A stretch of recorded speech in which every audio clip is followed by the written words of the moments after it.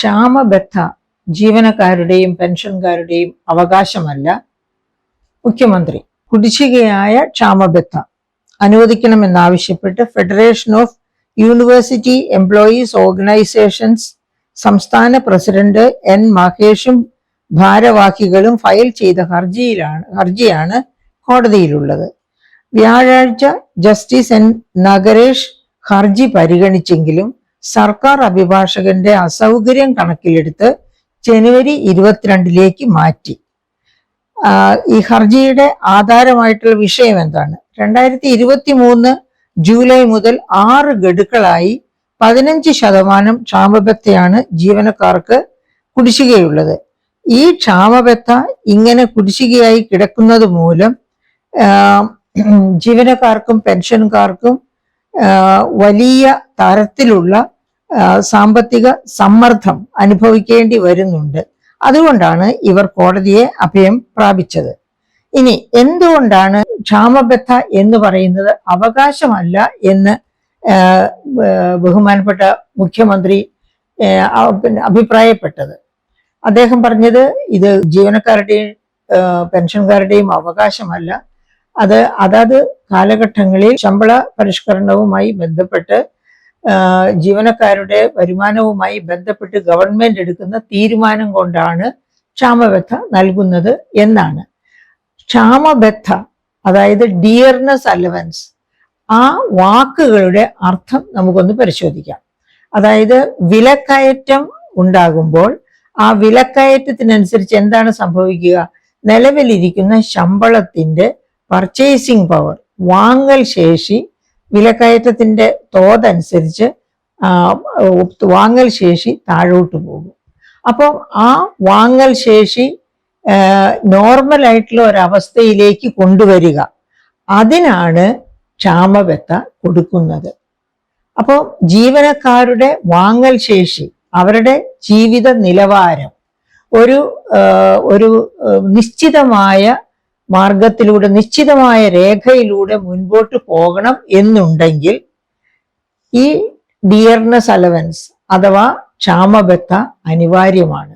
അത് ജീവനക്കാരാണെങ്കിലും അതുപോലെ പെൻഷനേഴ്സ് ആണെങ്കിലും. അപ്പോൾ പിന്നെ അത് മനസ്സിലാക്കിക്കൊണ്ടാണ് ഇങ്ങനെ ഡിയർനെസ് അലവൻസ് എന്ന പേരിൽ ഒരവകാശം സ്ഥാപിക്കപ്പെട്ടത്. അത് പിന്നെ എങ്ങനെ അവകാശമല്ലാതെയാകും എന്ന് മനസ്സിലാകുന്നില്ല. അവകാശമാകേണ്ടതിന്റെ ആവശ്യം നമുക്കൊരു ഉദാഹരണത്തിലൂടെ തന്നെ പരിശോധിക്കാം. ഈ കഴിഞ്ഞ സെപ്റ്റംബറിൽ അവസാനിക്കുന്ന പാദം, അതായത് 2025-26 വർഷത്തിലെ സെപ്റ്റംബറിൽ അവസാനിക്കുന്ന പാദം എത്രയായിരുന്നു? അഖിലേന്ത്യാ തലത്തിലെ വില നിലവാരം 0.25%. അതായത് ഉപഭോക്തൃ വില നിലവാരം അഥവാ റീറ്റെയിൽ പ്രൈസ് ഇൻഡെക്സ് 0.25% ആയിരുന്നു അഖിലേന്ത്യാ തലത്തില്. അന്ന് കേരളത്തിൽ മാത്രം എന്തായിരുന്നു ആ കൺസ്യൂമർ പ്രൈസ് ഇൻഡെക്സ്? 8.56. അതായത് ജീവിത നിലവാര സൂചിക ഓൾ ഇന്ത്യ തലത്തിൽ 0.25% ആയിരിക്കെ കേരളത്തിൽ 8.56%. അത് നഗരത്തിൽ കൂടുതലും ഗ്രാമത്തിൽ ഇത്തിരി കുറവുമായിരുന്നു. ശരാശരിയാണ് 8.56% എന്ന് പറയുന്നത്. അപ്പൊ അത്ര ഉയർന്ന ജീവിത നിലവാര സൂചികയുള്ള കേരളം എന്ന് വെച്ചാൽ അത്ര പണപ്പെരുപ്പമുള്ള കേരളം. നാം വാങ്ങുന്ന ഏതൊരു ഉൽപ്പന്നത്തിനാകട്ടെ, അതായത് സാധനങ്ങൾക്കും സേവനങ്ങൾക്കും ഈ ഉയർന്ന വില നാം കൊടുക്കേണ്ടി വരുന്നു. അതായത് മറ്റ് സംസ്ഥാനത്തെ ജനങ്ങൾ കൊടുക്കുന്നതിനേക്കാൾ 8.56% ഉയർന്ന വില നാം എല്ലാ ഉൽപ്പന്നങ്ങളും, അതായത് ശരാശരി എല്ലാ ഉൽപ്പന്നങ്ങൾക്കും, ചിലതിനൊക്കെ വളരെ കൂടുതലായിരിക്കും, ചിലതിന് കുറച്ചും കൂടി കുറവായിരിക്കും, പക്ഷെ ശരാശരി എടുക്കുമ്പോൾ 8.56% അധിക വില കേരളീയർ കൊടുക്കേണ്ടി വരും. അപ്പൊ അങ്ങനെ അധിക വില കൊടുത്താൽ മാത്രമേ കേരളീയർക്ക് ഒരു normal standard of living maintain ചെയ്യാൻ പറ്റൂ എന്നുണ്ടെങ്കിൽ ഇവർക്ക് കിട്ടാനിരിക്കുന്ന ഈ 15% DA കുടിശ്ശിക അവരുടെ അവകാശം തന്നെയല്ലേ?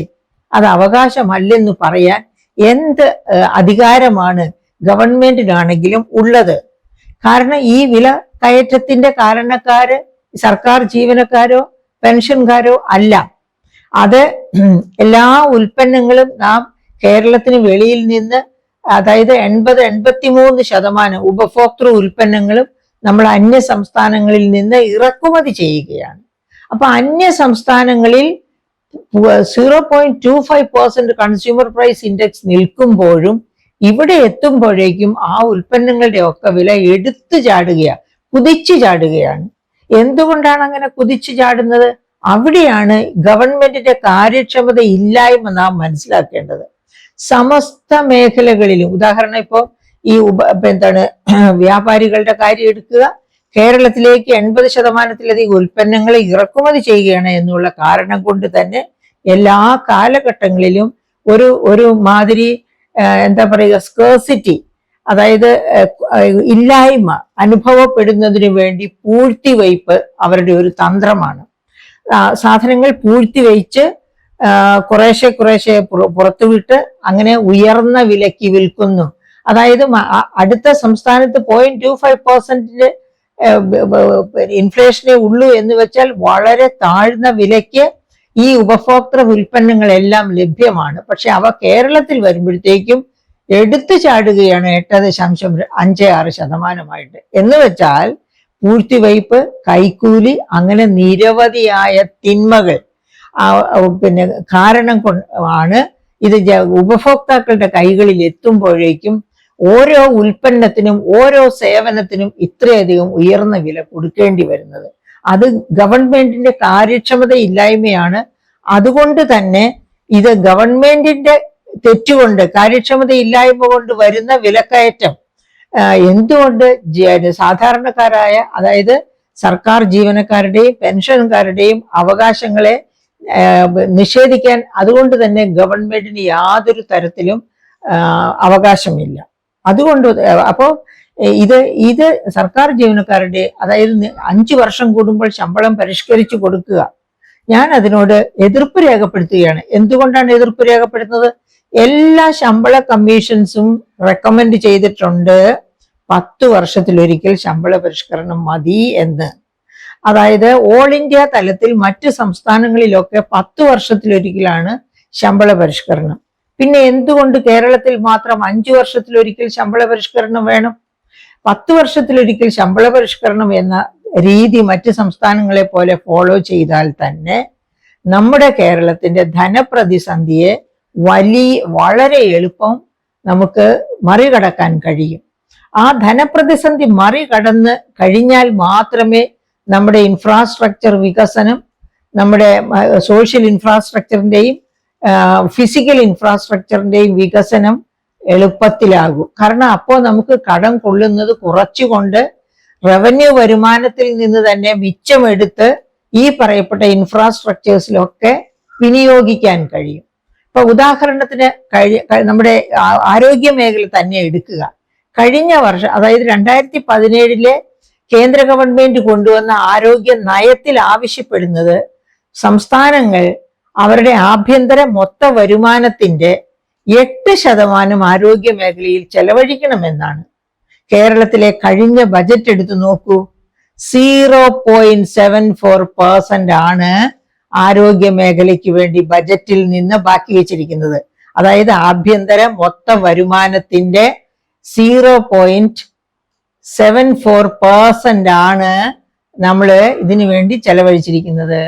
അപ്പൊ എന്തുകൊണ്ടാണ് ക്ഷാമബത്ത കൊടുക്കാവുന്ന സാമ്പത്തിക ധനസ്ഥിതിയിലല്ല ഇപ്പോൾ സംസ്ഥാനം എന്ന് ധനമന്ത്രി വെളിപ്പെടുത്തിയത്, മുഖ്യമന്ത്രി അത് ഏറ്റുപറഞ്ഞത്? കാരണങ്ങൾ വേറെ എങ്ങും അന്വേഷിച്ചു പോകണ്ട. ഈ ഗവൺമെന്റിന്റെ തന്നെ വകമാറ്റി ചെലവഴിക്കൽ, ധൂർത്ത്, ഓഡിറ്റിംഗ് ഇല്ലായ്മ, അതുപോലെ തന്നെ കുടിശ്ശിക പിരിച്ചെടുക്കുന്നതിലെ അമാന്തം. കഴിഞ്ഞ ബജറ്റ് നോക്കൂ, ടേബിൾ A39, അതായത് 2025-26 ബജറ്റിലെ ടേബിൾ A39 നിങ്ങളൊന്ന് നോക്കുക. അതിനകത്ത് 22,814.02 കോടി, ഒരിക്കൽ കൂടി പറയാം, 22,814 കോടിയാണ് കുടിശ്ശിക പിരിച്ചെടുക്കാനുള്ളത്. അങ്ങനെ കുടിശ്ശിക പിരിച്ചെടുക്കാത്തത് എന്തുകൊണ്ടാണ്? നിങ്ങൾ ഓർമ്മിക്കുന്നുണ്ടാവും, ഈ കഴിഞ്ഞ മാർച്ചിൽ, ഇപ്പൊ മാർച്ച് വരാൻ പോകുന്നേ ഉള്ളൂ, കഴിഞ്ഞ മാർച്ച് 31 ആകുന്നതിന് മുൻപ് നാരങ്ങാനം വില്ലേജിലെ വില്ലേജ് ഓഫീസറായിട്ട് ചെന്ന വ്യക്തി അവിടുത്തെ ഒരു നേതാവിനെ വിളിച്ച്, നിങ്ങൾ നികുതി ഫയൽ ചെയ്തിട്ടില്ല, ഉടനെ അത് ഫയൽ ചെയ്യണം, നികുതി അടച്ചിട്ടില്ല. അപ്പോ പറഞ്ഞു അടച്ചില്ലെങ്കിൽ താൻ എന്ത് ചെയ്യും? തഹസിൽദാരോട് ചോദിക്കുകയാണ്. ഈ പറയപ്പെട്ട കക്ഷി ഒരു CPM നേതാവാണ് കേട്ടോ. അപ്പോ നീ എന്ത് ചെയ്യുമെന്ന് ചോദിച്ചപ്പോൾ ഞാൻ അതിന് ആക്ഷൻ എടുക്കുമെന്ന് വിനീതനായി അദ്ദേഹം തഹസിൽദാർ പറയുന്നു. ഉടനെ പറയുകയാണ്, നിന്നെ ഞാൻ, അതായത് അവനെ കൊന്നു കുഴിച്ചിടുമെന്നുള്ള അർത്ഥത്തിലാണ് സംസാരിച്ചത്. അങ്ങനെ ഭയപ്പെടുത്തിയാൽ ഓഫീസർമാർ എന്ത് ചെയ്യും? അങ്ങനെയുള്ള ഓഫീസർമാര്, അതായത് സത്യസന്ധരായിരിക്കാം, പക്ഷെ അവരെ ഭയപ്പെടുത്തി കീഴ്പ്പെടുത്തി നികുതി അടയ്ക്കാത്തവർ. ഇനി ഈ കഴിഞ്ഞ ദിവസങ്ങളിലൊക്കെ നമ്മൾ ചാനലുകളിലും പത്രങ്ങളിലും ഒക്കെ കാണുന്നുണ്ട്, ശ്രീ മനോജ് എബ്രഹാം എത്രയെത്ര അഴിമതിയുടെ കഥകളാണ് വെളിച്ചത്ത് കൊണ്ടുവരുന്നത് എന്ന്. അങ്ങനെ എവിടെ നോക്കിയാലും അഴിമതി, സ്വജന പക്ഷപാതം, വകമാറ്റി ചെലവഴിക്കൽ, ധൂർത്ത്, ഇതൊക്കെയാണ് നടക്കുന്നത്. നമുക്കറിയാം, ഈ 2ാം പിണറായി ഗവൺമെന്റ് വന്നതിന് ശേഷം നടത്തിയ കേരളീയം അതൊരു വലിയ ധൂർത്തായിരുന്നു. അതിനകത്തേക്ക് വേണ്ടിയിട്ട് എന്താ പറയുക, ഓരോ അതിഥികളെ, മലയാളികളായ അതിഥികളെ തന്നെ അവരുടെ ആസ്ഥാനങ്ങളിൽ നിന്ന് നൃത്തം ചെയ്യുന്നവരാകട്ടെ, ഫിലിം സ്റ്റാർസ് ആകട്ടെ, ദശലക്ഷക്കണക്കിന് പൈസ കൊടുത്താണ് കൊണ്ടുവന്നതും ഒക്കെ. അങ്ങനെ ആ കേരളീയം പരിപാടി, അത് കഴിഞ്ഞിട്ട് നവകേരള സദസ്സ്, ഇതിലൊക്കെ സ്പോൺസർഷിപ്പ് ഉണ്ടായിരുന്നു. ഒരുപാട് പണം സംഭരിച്ചു. ഈ സ്പോൺസർഷിപ്പിൽ പണം സംഭരിക്കുമ്പോൾ തന്നെ കൈക്കൂലിക്കുള്ള, അതായത് അഴിമതിക്കുള്ള സാഹചര്യം സൃഷ്ടിക്കുകയാണ് ഒരു ഗവൺമെന്റ് ചെയ്യുന്നത്. കാരണം ഗവൺമെന്റിലേക്ക് സംഭാവന ചെയ്യുന്നവരോട് നികുതി അടയ്ക്കാത്തത് എന്ത്, അല്ലെങ്കിൽ അങ്ങനെ ഓരോ തരത്തിലുള്ള ക്രമക്കേടുകൾ എന്തുകൊണ്ട് കാണിച്ചു എന്ന് ചോദിക്കുമ്പോൾ അതിനല്ലേ ഞാൻ കൈനീട്ടം തന്നത് എന്ന് കാർക്കശ്യത്തോടെ ചോദിക്കാൻ കഴിയുന്ന തരത്തിലാക്കുകയാണ് ജനങ്ങളെ. അപ്പൊ ഒരു ഗവൺമെന്റ് ചെയ്യേണ്ട കാര്യങ്ങളല്ല ഇവിടെ നടന്നത് ഈ കഴിഞ്ഞ 5 വർഷക്കാലം കൊണ്ട്. അതിന്റെയൊക്കെ ഫലമായിട്ടാണ് ഖജനാവ് ഇങ്ങനെ കാലിയാകുന്നത്. അതായത് കുടിശ്ശിക പിരിച്ചെടുക്കുന്നില്ല, ഉദ്യോഗസ്ഥരാരും ക്രമമായി ജോലി ചെയ്യുന്നില്ല. എന്തുകൊണ്ടാണ് കേന്ദ്രത്തിൽ നിന്ന് കിട്ടേണ്ട ഗ്രാന്റും മറ്റേതുപോലെ സെൻട്രലി സ്പോൺസേഡ് സ്കീംസിന്റെ ഷെയറും ഒന്നും കിട്ടുന്നില്ല എന്ന് വരുന്നത്? നെല്ല് സംഭരിക്കാനുള്ള പണം പോലും 2017-18 മുതലുള്ള പണം ഇപ്പോഴും കിട്ടാനുണ്ട് എന്ന് അവകാശപ്പെടുന്നു. എന്തുകൊണ്ടാണ് കിട്ടാത്തത്? ആ ഉദ്യോഗസ്ഥ തലങ്ങളിൽ ഇരിക്കുന്നവർ പണം ചെലവഴിച്ചതിന്റെ ഓഡിറ്റിംഗ്, ഇന്റേണൽ ഓഡിറ്റിങ്ങിന് അവസരം കൊടുക്കുക. ഇവിടുത്തെ ഓഡിറ്റേഴ്സ് തന്നെ പറയുന്നു, ഓഡിറ്റേഴ്സ് അസോസിയേഷനിൽ പെട്ടവർ തന്നെ പറയുന്നു, അവർ ഓഡിറ്റിങ്ങിന് ചെല്ലുമ്പോൾ അനുവദിക്കുന്നില്ല എന്ന്. എന്തുകൊണ്ടാണ് ഓഡിറ്റിംഗ് അനുവദിക്കാത്തത്? ഓഡിറ്റിംഗ് അനുവദിക്കാത്തത് അവിടുത്തെ ക്രമക്കേടുകൾ കണ്ടെത്തുമെന്നുള്ളത് കൊണ്ടാണ്. അപ്പൊ ഓഡിറ്റിംഗ് അനുവദിക്കാത്ത തരത്തിൽ ക്രമക്കേടുകൾ ഓരോ വകുപ്പിലും നടക്കുന്നുണ്ട് എന്നുള്ളത് തന്നെ വെളിച്ചം വീശുന്നത് എങ്ങോട്ടാണ്? അഴിമതിയിലേക്ക്, അതുപോലെ വകമാറ്റി ചെലവഴിക്കുന്നതിലേക്ക്. ഇത് തന്നെയാണ് CAG റിപ്പോർട്ടിൽ ചൂണ്ടിക്കാണിച്ചിരിക്കുന്നത്. ആ CAG റിപ്പോർട്ടുകൾ എടുത്ത് നോക്കിയാൽ നമുക്കറിയാം എത്ര കാര്യക്ഷമതയില്ലായ്മയോടുകൂടിയാണ് ഗവൺമെന്റ് പ്രവർത്തിക്കുന്നത്. കഴിഞ്ഞ ബജറ്റില്, അതായത് ഈ 2024-25 ബജറ്റിൽ 28,000 കോടിയുടെ കുടിശ്ശികയായിരുന്നു. 2025-26 ബജറ്റിൽ 20,000 കോടിയുടെ കുടിശ്ശികയാണ് പിരിച്ചെടുക്കാനുള്ളത്. അതുപോലെ ഓരോ വകുപ്പിലും നോക്കുമ്പോൾ പെൻഷൻ കൊടുക്കുന്ന കാര്യം, മരിച്ചു പോയവർക്ക് പെൻഷൻ കൊടുത്തുകൊണ്ടിരിക്കുന്നു. കാരണം ആ പെൻഷൻ ഡേറ്റ കറക്റ്റ് ചെയ്തിട്ടില്ല. അതുപോലെ തന്നെ ഒരേ സമയത്ത് 3-4 പെൻഷൻ മേടിക്കുന്ന വ്യക്തികളുണ്ട്. ഇവര് പറയുന്നു ഉമ്മൻചാണ്ടിയുടെ കാലത്ത് അങ്ങനത്തെ പെൻഷൻ മേടിച്ചിരുന്നു, അതൊക്കെ കറക്റ്റ് ചെയ്യാനാണ് ഇപ്പോ ഒറ്റ പെൻഷൻ സമ്പ്രദായം കൊണ്ടുവന്നതെന്ന്. പക്ഷെ CAG റിപ്പോർട്ട് എടുത്ത് നോക്കുക, പെൻഷൻ എങ്ങനെയാണ് കൊടുക്കുന്നതെന്ന്. 4-5 പെൻഷൻ മേടിക്കുന്നവരുണ്ട് ഓരോ ജില്ലകളിലും നിരവധി. അങ്ങനെയൊക്കെ മുടിക്കുകയാണ് ഖജനാവ്. അത്തരത്തിലുള്ള കാര്യക്ഷമത ഇല്ലായ്മയ്ക്ക് വെടിമരുന്നിട്ട് കൊടുത്തുകൊണ്ടാണ് ഗവൺമെന്റ് മുന്നോട്ട് പോയിക്കൊണ്ടിരുന്നത് ഈ കഴിഞ്ഞ 5 വർഷവും. ആ ഒറ്റ കാരണം കൊണ്ടാണ് ഇത്രയും ദുരിതമയമായ ഒരു അവസ്ഥയിലേക്ക് വന്നത്. സെൻട്രൽ ഗവൺമെന്റിൽ നിന്നുള്ള ബുദ്ധിമുട്ടിക്കലുണ്ട്, ഇല്ലെന്ന് പറയുന്നില്ല. പക്ഷെ അത് കേരളത്തിന് മാത്രമല്ലല്ലോ. സെൻട്രലി സ്പോൺസേഡ് സ്കീംസ് 68 സ്കീംസ് ഉണ്ടായിരുന്നു UPA കാലത്ത്. അതിനെ വെട്ടിച്ചുരുക്കി 28 അംബ്രല്ല സ്കീംസ് എന്നും പറഞ്ഞ് ആക്കിയിട്ട് പിന്നെ എന്ത് ചെയ്തു? സെൻട്രൽ ഗവൺമെന്റിന്റെ ഷെയർ വെട്ടിക്കുറച്ച് സംസ്ഥാന ഗവൺമെന്റുകളുടെ ഷെയർ വർദ്ധിപ്പിച്ചു. ഏറ്റവും അവസാനത്തെ ഉദാഹരണമാണ് തൊഴിലുറപ്പ് പദ്ധതിയിൽ നമ്മൾ ഈ അടുത്ത നാളിൽ കണ്ടത്. അവിടെ എന്താണ് ചെയ്തത്? അതിന് പേര് മാറ്റി, റാംജി റാം എന്ന് പറഞ്ഞിട്ട് പേര് മാറ്റി. മഹാത്മാഗാന്ധിയെ അവിടെ വെച്ച് തന്നെ 2ാം പ്രാവശ്യവും എന്താ പറയുക, നമുക്കറിയാം, വെടിവെച്ചു എന്ന് തന്നെ പറയാമെന്ന്. പാർലമെന്റിൽ വെച്ച് മഹാത്മാഗാന്ധിയെ 2ാം പ്രാവശ്യം വെടിവെച്ച് കൊല്ലുന്നതാണ് നമ്മൾ കണ്ടത്. തൊഴിലുറപ്പ് പദ്ധതിയുടെ പേരിൽ നിന്ന് മഹാത്മാഗാന്ധി എന്ന പേരെടുത്തു കളഞ്ഞതുകൊണ്ട്. അത് കഴിഞ്ഞിട്ട് എന്താണ്? അതുകൊണ്ട് മാത്രം തീർന്നില്ല. അത് സെൻട്രൽ ഗവൺമെന്റിന്റെ ഷെയർ 90%, സംസ്ഥാന ഗവൺമെന്റ് 10%. സെൻട്രൽ ഗവൺമെന്റിന്റേത് 60% വെട്ടി കുറച്ചുകൊണ്ട് സംസ്ഥാന ഗവൺമെന്റുകളുടേത് 40% വർദ്ധിപ്പിച്ചു. അപ്പോഴേക്ക് ആരാ ഡിഫൻസിലാകുന്നത്? സംസ്ഥാന ഗവൺമെന്റ് ആണ്, സംശയമില്ല. പക്ഷെ അങ്ങനെ സംസ്ഥാന ഗവൺമെന്റുകളെ സെൻട്രലി സ്പോൺസേഡ് സ്കീംസ് വഴിയായിട്ട്, അതുപോലെ സെസ്, സർചാർജ്, ഇത് 2 വഴിയായിട്ട് 2017-18നും 2022-23നും ഇടയ്ക്ക് തന്നെ സെസ്സിലും സർചാർജിലും ഉണ്ടായ വർധനവ് 133%. അതായത് 2017 വരെ 2,27,000 കോടി രൂപയായിരുന്ന ആ സെസ് ആണ് 5,47,000 കോടിയായിട്ട് വർദ്ധിക്കുന്നത്. അങ്ങനെ 133% വർധനവാണ് സെസ്സിലും സർചാർജിലും ഈ ഗവൺമെന്റ്, സെൻട്രൽ ഗവൺമെന്റ് വന്നതിന് ശേഷം, BJP ഗവൺമെന്റ് വന്നതിന് ശേഷം ഇടയാക്കിയത്. അത് 2023-24 ശേഷമുള്ള ഡേറ്റ കിട്ടിയില്ല. കിട്ടിയാൽ അത് അതിന് ഭീകരമായിരിക്കും. അപ്പൊ ആ തരത്തിലാണ് സെൻട്രൽ ഗവൺമെന്റ് സംസ്ഥാനങ്ങളെ ഡിഫൻസിലാക്കുന്നത്, ധനപ്രതിസന്ധിയിലാക്കുന്നത്. പക്ഷെ അതോടൊപ്പം അപ്പോ അത് കേരളത്തിന് മാത്രമല്ല, എല്ലാ തെക്കേ ഇന്ത്യൻ സംസ്ഥാനങ്ങളും ഇരകളാക്കപ്പെടുകയാണ്. അക്കൂട്ടത്തിൽ കേരളത്തിന് മാത്രമായിട്ട് എന്തെങ്കിലും പ്രത്യേക അവഗണനയുണ്ട് എന്ന് എനിക്ക് തോന്നുന്നില്ല. അപ്പൊ യഥാർത്ഥത്തിൽ കേരളത്തിന്റെ ധനപ്രതിസന്ധി ഇത്ര രൂക്ഷമായത് കേരളത്തിന്റെ മാത്രം കെടുകാര്യസ്ഥത കൊണ്ടാണ്.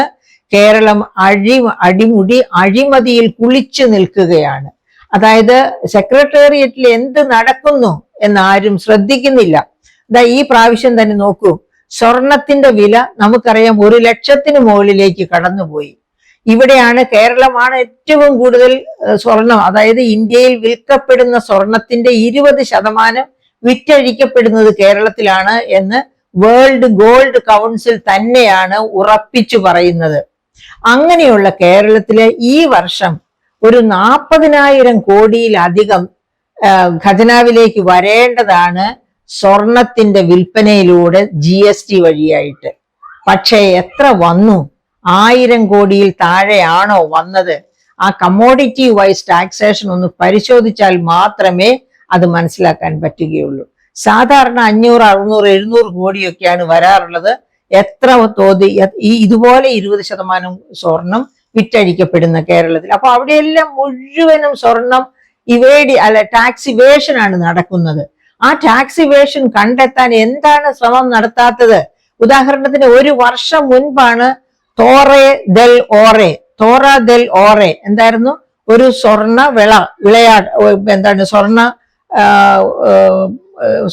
സ്വർണ്ണക്കടകൾക്ക് നേരെ ഉണ്ടായ ഒരു അന്വേഷണം.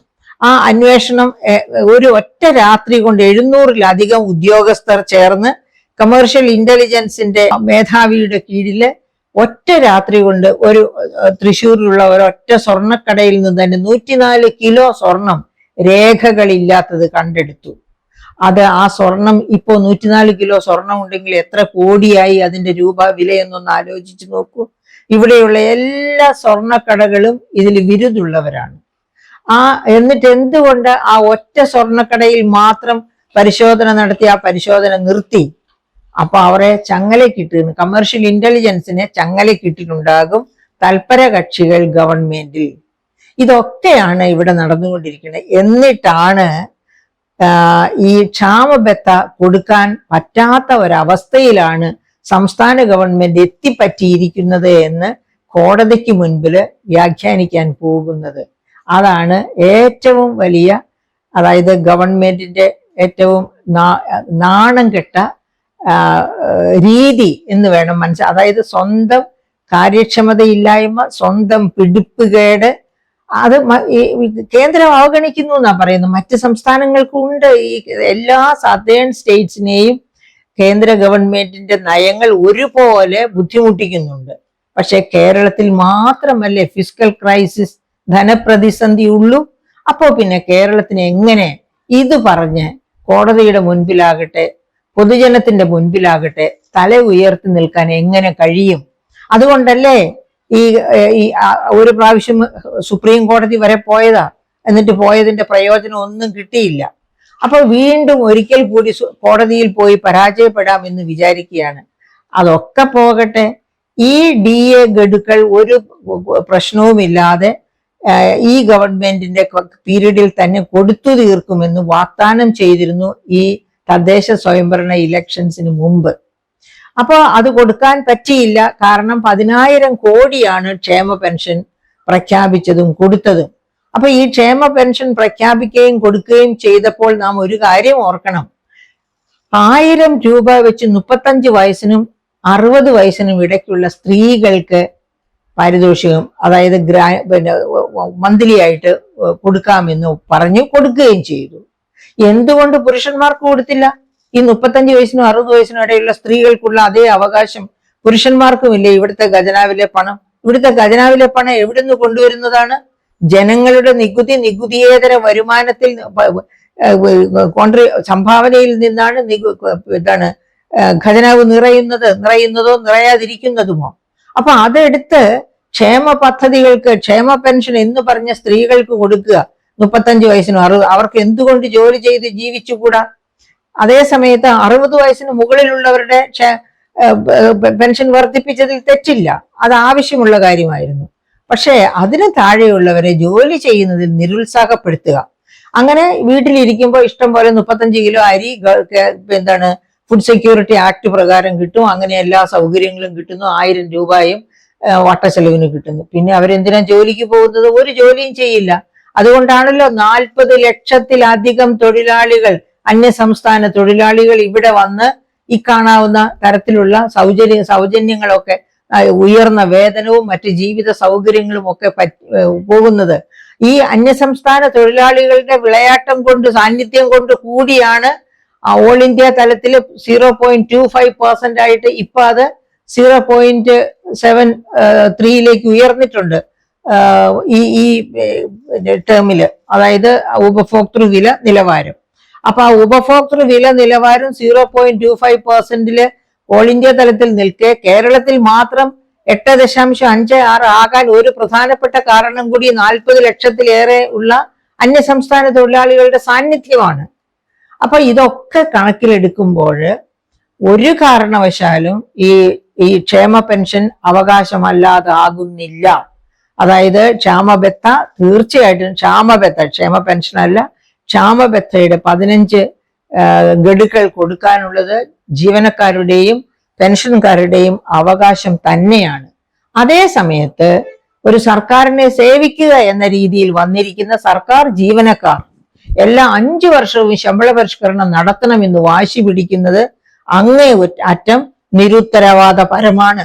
അവർക്കും കൂടി ഉത്തരവാദിത്തമുണ്ട് സർക്കാരിനെ ഇങ്ങനെ ധനപ്രതിസന്ധിയിലേക്ക് തള്ളിവിട്ടതിന്. കാരണം ക്രമക്കേടുകൾക്ക് കൂട്ടുനിൽക്കാനല്ല അവരെ സർക്കാർ സർവീസിലേക്ക് കൊണ്ടുവന്നിരിക്കുന്നത്, നട്ടെല്ലുയർത്തി ക്രമക്കേടുകൾ ചൂണ്ടിക്കാണിക്കാനും ശരി ചെയ്യാനുമാണ്.